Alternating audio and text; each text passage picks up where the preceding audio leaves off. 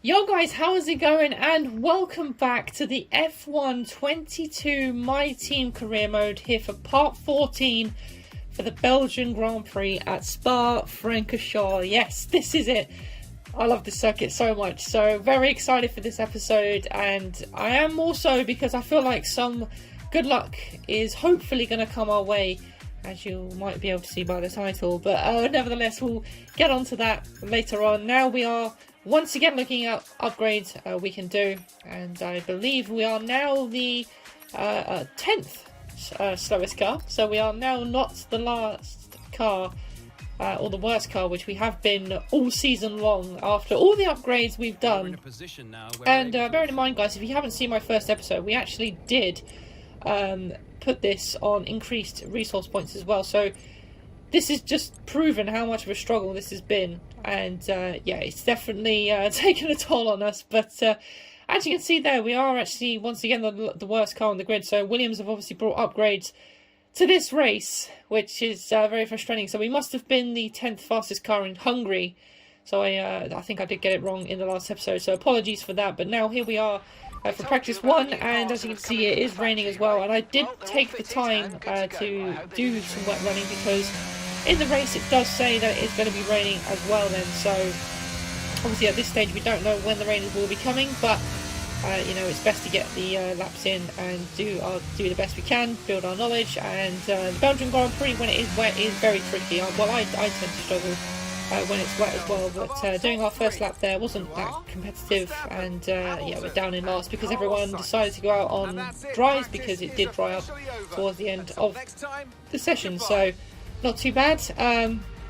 But yeah, like I said, I wasn't doing too much running there, just wanted to go out on the inters and see what the conditions were like, because I do tend to like quick practice a little bit more, because the practice sessions are a little bit boring and a little bit repetitive as well, and obviously for you guys it's not very entertaining either. But as you can see there, we got hardly any resource points in those last few that we did there, so not great, but you know, still getting the resource points in. And now we're up to Team Acclaim 11 as well then, so getting closer and closer to our, well, third sponsor, but that's still a little bit off at the moment then. But now it's time for the Belgian Grand Prix qualifying.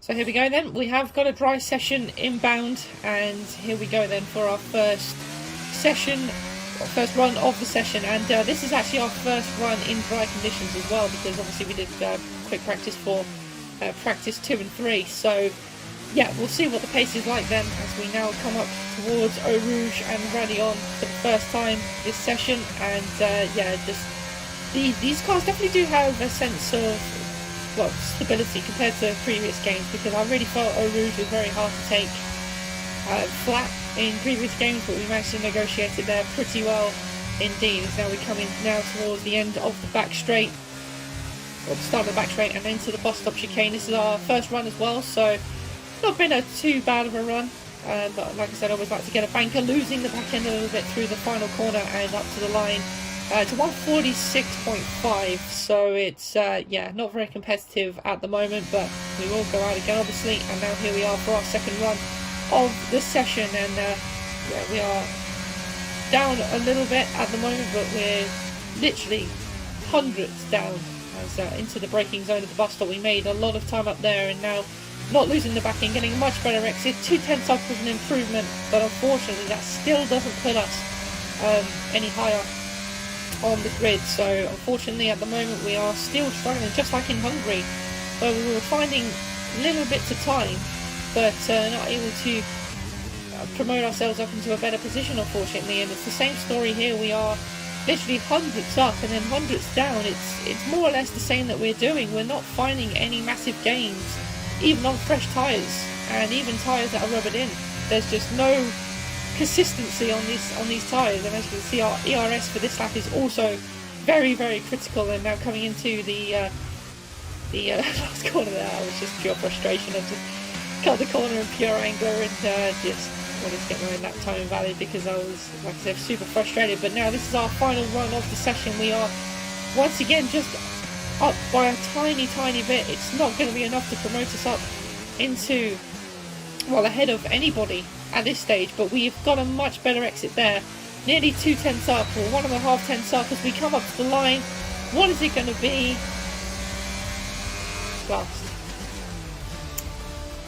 Last again for the Belgian Grand Prix.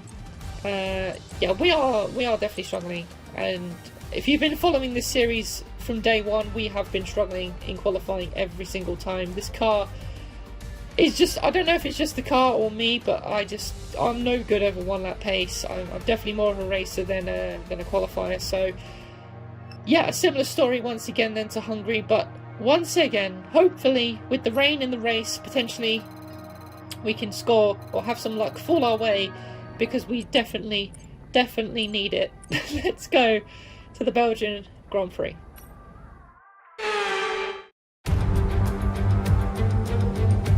We're in Belgium once again for today's round of the Formula One World Championship. It's a race that the great Ayrton Senna won 6 times, and in 2019, Charles Leclerc became the first driver to take their maiden win here since Michael Schumacher back in 1992. So here we are once again, ready to go racing through the Ardennes forest. 4.35 miles of long straights, fast corners and massive elevation changes. It makes this not only one of the most exciting circuits on the calendar, but one that makes for some consistently high quality racing as well. Simply put it, there's no place quite like it. Let's run you through the driver grid order for today's exciting race. What a qualifying yesterday for George Russell. He'll start today's race from pole position, and Max Verstappen lines up alongside. As we continue through the rest of the grid today, we have Perez, Hamilton, Carlos Sainz and Leclerc, Fernando Alonso, Norris, Ricciardo and Esteban Ocon, Gasly, Tsunoda, Kevin Magnussen and Vettel, Bottas, Ticktum, Alex Albon and Lance Stroll, Joe, Latifi, James and Mick Schumacher. And now it's time to head down to the track. And with me as usual is Anthony Davidson. Why don't we discuss McLaren? What do you make of their performance so far this season? Well, the atmosphere within that team seems very positive at the moment. Everyone seems like they're in great spirits and having a lot of fun doing what they do, and that's definitely contributed to the performances we've seen. Okay, so here we go then. As you can see, the skies are grey, and as you can see at the top there, rain is expected towards the end of the race. And what I do like about this year's game is the fact that the rain is very unpredictable, and that's really good to see. So we are going to go onto the medium tyres, obviously, and try and just drag the mediums out as much as we can. That's basically all that we can do. So yeah, this is why the title of this episode is called Waiting for the Rain. So this is all about the rain, and yeah, this is basically a risk as well, but you know, we want to gamble, we want to take risks. We haven't really got anything to lose, and I actually also got to mention that Mick Schumacher has also received a grid penalty. So we are P21. What can we do for this Belgian Grand Prix? Now building to the 5 red lights.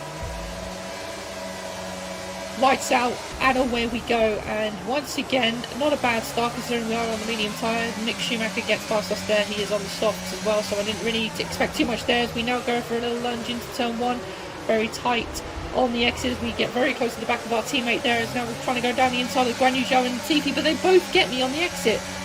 Sorry, no, it was Stroll I went up the inside of. I thought Latifi was there as well, but now Latifi trying to go around the outside of the top of Radion as we push him out there, and now that's put him under pressure from the Mick Schumacher, and a little bit of body work went flying off there, so I don't know who that was for, but now we are under pressure from the Haas as we come in towards the Noble, sorry, not the Noble chicane, off the back of the Camel Straight, and he managed to defend from the Haas there, as now the Williams trying to get involved as well, and he gets the move done. So not a great start for us there. We got a little bit bogged down on the exit of turn 1, but now trying to find some rhythm, and once again a massive train of cars as we now fly up towards Puon, as once again we get a bad exit out of these fast corners, and just like in Hungary, we've been punished once again. The Williams wasting no time there, getting past us, and that's Latifi up into another position then. So fair play for the Williams car, and now Mick Schumacher dives down the inside.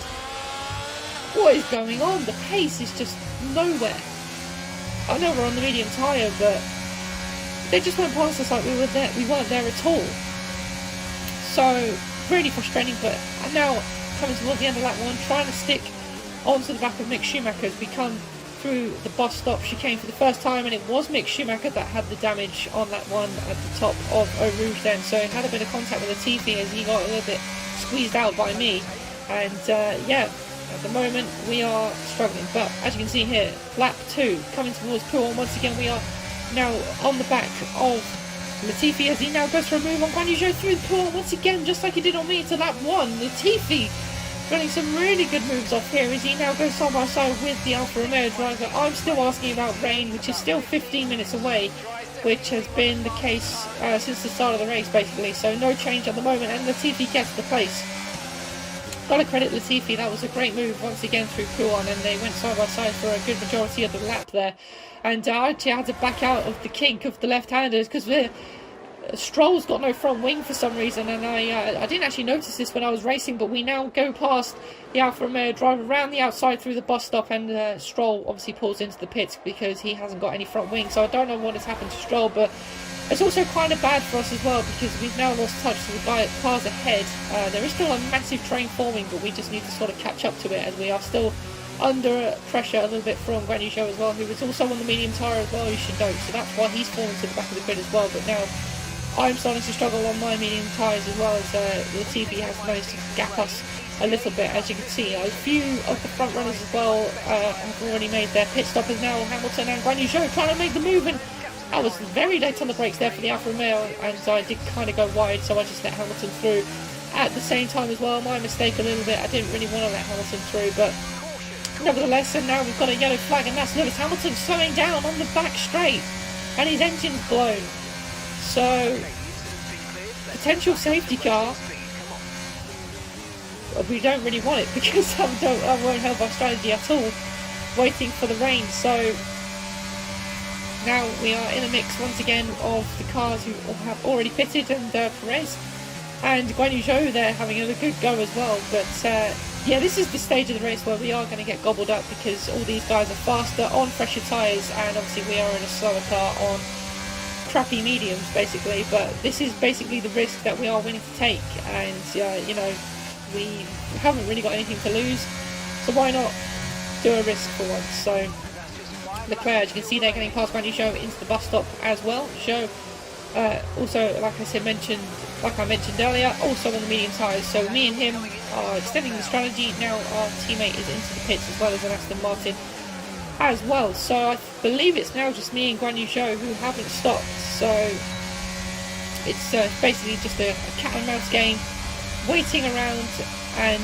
sort of just trying to defend as much as we can as we now gain on Guan Yu Zhou there, who also seems to be struggling now for tyre grip. We've now got Lando Norris behind me, who's going to go for a lunge here, and once again we let him through, and Gasly also going for a move as well. So yeah, we are getting gobbled up, but like I said, I expected this to happen.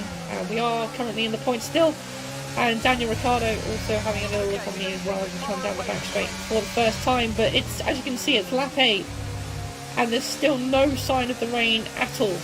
Guan Yu Zhou has pitted, I believe, on the last lap, so it's now, I believe, only me who has got the final lap there. And Esteban Ocon here absolutely threw it down the inside and actually made the corner pretty decently. I did brake quite early, to be honest, but the fact he just threw the car in there like he was acting like it was the World Championship, I don't know, I just thought it was a bit of a aggressive move there from the Alpine driver. And now our pit window has opened because this is the that's the pit window lap I did sort of put myself onto. But now we've got Sonoda going past us as well in the Alfa Romeo, and still no sign of the rain. So yeah, thank you. So apparently it's going to start falling anytime now. The trouble is we've only got 2 laps to go, and now we're getting obviously the tyre regulation warning. So if we don't go onto a different tyre this time, then we're going to be disqualified, and that's exactly what we're having to do. The rain has not arrived, and it's literally just starting to spit now, I believe, or in the next few minutes, because as you can see, as we'll come out of the pitch, you'll see it starts raining. So this is just absolutely screwed us. But like I said, we took a risk. We know it was risky, and we had nothing to lose. But unfortunately, it hasn't paid off as much as my knowledge was hopefully going to pay off. It hasn't worked, but we are now on the soft tyre, and as you can see, rain spots on the camera. So it has literally been at the last point of the race. As you can see, more spits of rain on the camera lens. So it has come, unfortunately, just a bit too late in this race. But we didn't quite have it, but we tried it, and it hasn't paid off.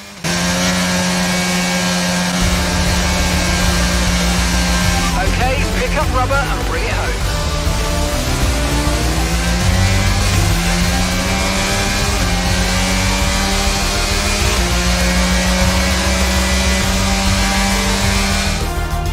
Red Bull pulling out all the stops today. What a great win. Anthony, tell me, what was it that helped them achieve this success? But they certainly stood out as a driver with tons of confidence on the track. I think their ability to keep their cool, even during some of the more hectic parts of the race, meant they were able to capitalise on the mistakes of other drivers, giving them the opportunity to make their way to the top spot with ease.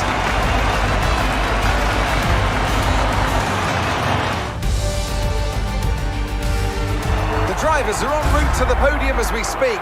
What a fantastic win for the Red Bull team. They performed exceptionally today, keeping us firmly on the edge of our seats throughout the entirety of the race. Congratulations to everybody at the team.